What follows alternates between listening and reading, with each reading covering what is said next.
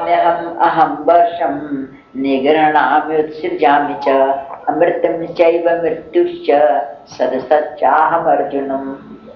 भगवान कहते हैं सूर्य रूप से मैं तपता हूं, सूर्य रूप से तप करके मैं सारे जल को अपने में खींच लेता हूं और फिर वर्षा का आकर्षण करता हूं। मैं खींचता हूं जल को सारे सूर्य रूप से तप करके, फिर उसको बरसा देता हूं, उसे बरसाता हूं। और हे अर्जुन, अमृत भी मैं हूं और मृत्यु भी मैं हूं। मृत्यु भगवान स्वयं है। मृत्यु कोई खराब चीज नहीं है। मृत्यु का भाई जी ने मृत्यु का वर्णन किया, भगवान आप इस रूप में आए, मैं तो पहचान रहा हूं, मेरे को कोई दुख नहीं हो रहा, मैं तो आपको पहचान रहा हूं, गोद में लपक के आऊंगा, लेकिन ये परिवार वालों को थोड़ा समझा दीजिए। और भगवान कहते मृत्यु में अमृत, भगवान भीतर अमृत जीवन दे रहे हैं, बैठ के सबको भीतर जीवन दे रहे हैं और बाहर काल रूप से अंत करते जा रहे हैं।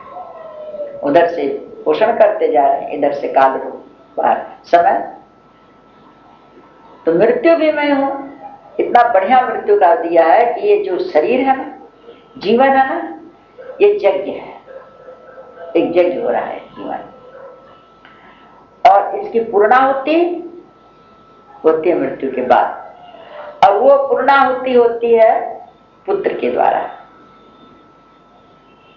जीवन यज्ञ की पूर्णाहुति पुत्र के द्वारा होती है, और अग्नि रूप में स्वयं भगवान उस वस्तु को, शरीर को ग्रहण करते हैं।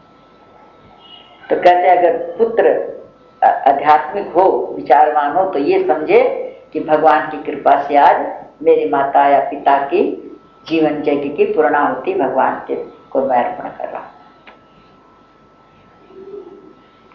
वो भी एक यज्ञ की पूर्णाहुति है। अब भगवान स्वयं उसको ग्रहण करते हैं। अग्नि रूप भगवान है, पृथ्वी में कोई देता तो भी भगवान ही। असल में तो पृथ्वी का अंश बाकी रहता है ना, शरीर है पृथ्वी का अंश है, तो पृथ्वी का अंश बाकी रह जाता है। वायु चली जाती है, ठंडा पड़ जाता है, अग्नि तेज चला ही जाता है, आकाश रहता ही नहीं, पत्थर सा हो जाता है, सब तत्व मिल जाते हैं अपने में, शब्द रहता ही नहीं है, खाली पृथ्वी तत्व पड़ा रहता है, बस उसी को पृथ्वी में मिलाना रहता है, चाहे अग्नि के द्वारा राख करके, चाहे जमीन में गाड़ करके, चाहे जल में डाल करके, क्योंकि जल का गुण पृथ्वी है, जल से पृथ्वी उत्पन्न हुई, सब कोई भी तरह से पृथ्वी में मिला दिया जाता है। भगवान कहते हैं मृत्यु मैं हूं, और भगवान ये बहुत बढ़िया बात कर रहे कि सत्य भी मैं हूं, असत्य भी मैं हूं। सत्य तो परमात्मा है, जीवात्मा है, ये सत्य है, और ये सारा जगत जो असत्य दिखाई पड़ रहा है, ये असत्य सत्य नहीं है, लेकिन ये भी मैं ही हूं, ये भी मेरे से अलग नहीं है। सत्य भीतर चेतन देव है, वो तो सत्य है ही, लेकिन उसके जाने के बाद ये सब असत्य हो जाएगा, लेकिन ये भी मैं ही हूं, मेरे से अलग ये भी नहीं है।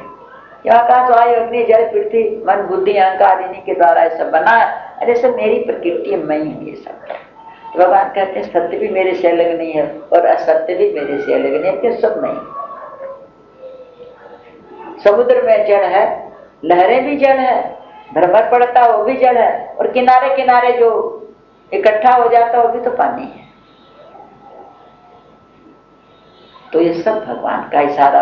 अब भगवान अपना तो बता रहे हैं ना कि मैं व्यापक रूप का तुमको मेरा बता रहा हूं, सब मैं।